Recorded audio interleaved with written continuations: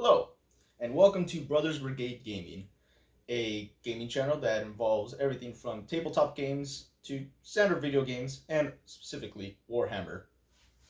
Today, I usually like to start this channel off with a nice cool battle report, introduction, stuff like that.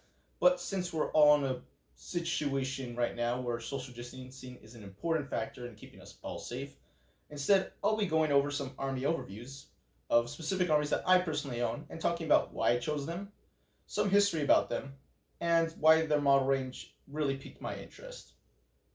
So today, we're going to be starting off with the first army I ever picked, and my personal favorite, Space Wolves. So let's go over some reasons why I chose Space Wolves as my first army. When I first got into Warhammer, the first set I ever got was the Dark Imperium, the big starter set that comes with both the new Primaris and Death Guard range. When I was flipping through the core rulebook, I immediately skipped all the history, all the words, and went straight to the pictures in the Space Marine section. I saw Imperial Fists, Ultramarines, Raven Guard, Dark Angels, Blood Angels, Salamanders, which I was very interested in and almost chose as my army because green is my favorite color. But then I saw this cool iconography of a dog's head, and I was like, oh, that's pretty cool. Because for me, I love dogs. I've owned dogs my whole life. Love dogs. Just anything involving dogs, I love. So I went more into this, and I'm like, okay, they're called the Space Wolves. Let me find out some more information on them. I found out they're kind of some mixed Norse Viking, just warriors and stuff like that, who are all about combat, drinking mead, and just having good times, seeking sagas of legend, deeds of old. And I'm like, yeah, it's pretty cool. I can get behind that. So I ended up learning a little more information about them, went down to my local games workshop, talked to the manager there, found out about what kind of things I need to make Space Wolves. I got the paints, I got some information on like what would be some good ideas for detailings just to make them sound more, and I went ham on that Dark Imperium set. From there, I started buying more models specifically to the Space Wolves range. The first model I got was Crom Dragon Gaze, which I was so freaked out about painting because of all the amazing detail on the model that I ended up not painting him for 2 years. Proceeded to turn him into a Rune Priest when I felt more comfortable. And yeah, that was the first actual Space Wolf model I got. Since then, I've expanded the range immensely to where I have a very comfortable range of almost owning every single model that the range has to offer aside from 2 characters. And all the generic Space Marine stuff that Space Wolves don't have.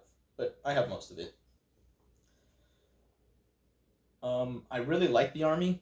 The playstyle was fun at the start. It's all about getting into close combat, which is awesome. You know, they just like punching stuff. It's like they have these guns, but they'd rather just punch you with the butt of the gun than actually shoot you with it, which is hilarious and just amazing. It has some cool characters. The lore is really nice, which we'll go into in a second. So yeah, it was really just not even a luck of a draw. It was just the idea that they're these cool Vikings, which are just awesome. So now we're going to be looking at some brief history of the Space Wolves and talking about my personal opinions on the history. So starting off, the Space Wolves are a Space Marine chapter of Space Marines, who, if you don't know, are pretty much the super enhanced human guardians of the Imperium of mankind.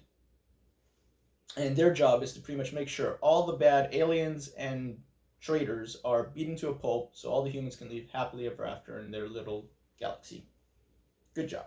Doesn't pay that well. So we're going to go quickly back to 10,000 years in the past, which you're probably thinking, whoa, that's way too far. No, I'm talking about the year, the 31st millennium, where this whole Space Wolves kind of like became more known during that time, where you had this whole civil war happening between the Space Marine chapters, but they were back then called legions, much bigger, where one of the leaders of the armies, legions, decided to betray the Emperor of Mankind and start this whole civil war, which cost a lot of people's lives. The Space Wolves did a good job during that whole fight by doing exactly what they should have been doing, which is not really getting involved with anything important and doing their own stuff. The only noteworthy thing they did do was go beat up a idiot who decided to pretty much do everything wrong caused a big rift that almost destroyed the Imperium of Mankind. But he got his comeuppance by getting his back broken, his planet destroyed, and it all worked out in the end. But after that, Space Wolves kind of just started doing their own shenanigans and didn't really pay too much attention otherwise. So now we're going back to 10,000 years in the future. We're at the 41st, 42nd millennium, I believe. And Space Wolves have pretty much been doing what they've been doing. They're Viking-esque warriors who will, if they are asked to become on a heroic mission to save humanity, they will go gladly without question. But if they're being told to do it by some higher authority, they're just going to look at them and just be like, no, that's not how it works. It's all about courtesy with the Space Wolves. Space Wolves have done everything from fight orcs, Tyranids, heretics. Speaking of heretics, their main adversary in actually the lore are called the Thousand Sons, who I mentioned about their whole planet getting destroyed and their leader being bad. Thousand Sons are pretty much a bunch of book nerds who decided to mess with some magical powers that blew back in their faces, causing them to just everything go wrong. And they also tried to get revenge on the Space Wolves by trying to destroy their home planet, which is called Fenris, which blew up in their faces because they didn't destroy it, they only destroyed part of it. So that's still another point to the Space Wolves. As far as other lore and history-wise, there ain't much. I mean, there is, but nothing crazy. They just do what they do best. They get into combat, they cheer, roar, rage, seek sagas of legend, deeds of old, all the good stuff. It's just what they do. They're just Vikings. Alright. So, now we're going to quickly look at some of the models in the range that make them really stand out compared to other Space Marine chapters. Because without their specific units and characters, Space Marines would just look the same and play the same, essentially, just with different coats of paint on them. So, starting off, we're going to be looking at the big boss himself, Logan Grimnar, who is the designated leader of the Space Wolves army, known as their chapter master, or if you're an actual Space Wolf player, you would call them the Wolf King. Essentially, what his job is, by issuing orders to the entire army, is delivering presents to all the good boys and girls of the Imperium. He is Space Santa Claus. But besides delivering presents to all the good boys and girls, he's also splitting the skulls of all the nasty heretics and Xenos out there. So he does a good job at both. We have Bjorn the Fell-Handed, who is essentially was the former chapter master / Wolf King of the Space Wolves, but he had an accident and he ended up getting put into a giant metal box, like Iron Man, but permanently.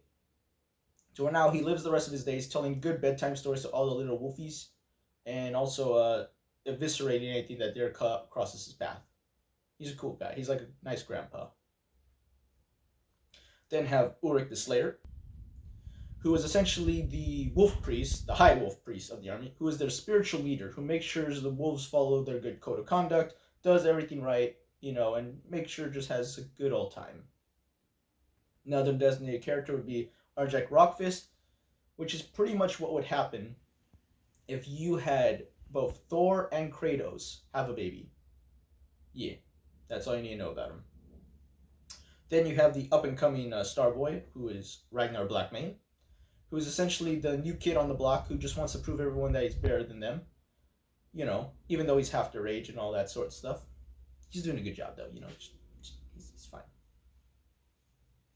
We then have the Iron Priest, who's essentially a tech marine, a technician, but with wolfied up, all the good jazz.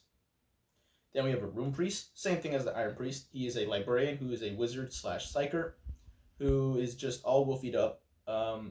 Never tell them they're a psyker or they do stuff with the warp. It's all about nature and understanding. None of that warp shenanigans. We're different.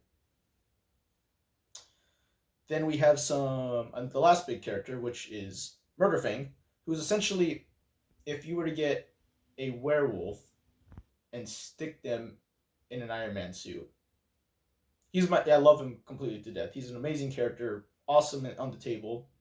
His lore is fantastic, best written lore ever. Essentially, the Space Wolves found him in this wilderness, just tearing apart some demons or something.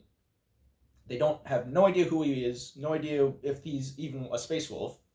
but they're like, he's so cool and badass at what he's doing, we're just going to take him home. So it's like finding a wild dog in the street and just saying, I love you, come with me. You know, adoption. Bam. That's what they did. Speaking of werewolves, we have the Wolfen, who are essentially, again, if you have werewolves in space, that's Wolfen. It's a space marine who's pretty much been drinking too much space wolf juice, got too pumped up on it, and then just turned into a feral beast. Luckily, he still fights all the bad guys he's told to fight, but they keep him on a tight leash, you know, to make sure he doesn't kill any good guys, too. We then have Wolfguard Terminators, who are essentially just Terminators with the word wolf in front of them. Cool. You got Thunderwolf Cavalry, which are essentially Space Marines riding giant wolves. You got Fenrisian wolves, which are wolves. Then you got Cyber Wolves, which are Fenrisian wolves that have pretty much got cybernetics in them. There's a lot of wolves in this army. It's fantastic. Then you got Blood Claws, who are essentially the troops' choice of the army, who are, imagine you're new to the army, you're given a sword and a pistol, and you're told, go on to combat, kill stuff. If you make it back, all right, you're in the group. That's it. That's a Blood Claw. They're so happy to do it, so it's always works out for the best.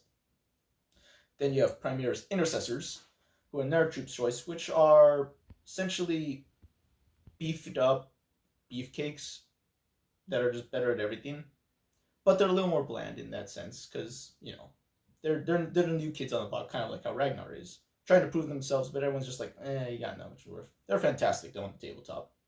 Lore wise, they just need a little bit more, and they'll be right there. Besides the guys you see at the table, we do have some other special units like Long Fangs, who are a bunch of old guys with big guns. You have their special flyers, the Stormwolf and the Stormfang. Pretty much they're just planes. They just have kind of wolfied up a bit. You got Grey Hunters and their troops' choice, but they're just generic attack marines with some wolfied up bits on them. So yeah, that's the basic army overview. If you'd like me to go more into tactics about the army, I can guarantee I can do that in another video. Just let me know in the comments below if you'd like to see that. So yeah, I hope you enjoyed that little basic overview of the Space Wolves, why I like them. They're just a fantastic army to play. The lore is awesome. It's very, I can't say simple, it's just enjoyable. It's just, look, we're going to do what we do best. That's going to fight. Not really think too much tactically, but we're just going to beat the pulp out of you if you do anything wrong. So yeah, I just like them. Huge dog fan, so that's another bonus. I love my little wolves and everything. It's a fun army to play. Like, if you're getting into it, it's a very enjoyable army to play. I have no regrets about starting it. No regrets about doing all the time I spent painting it and building it. It's just been a good uphill ride since the beginning. So, I hope you enjoyed this.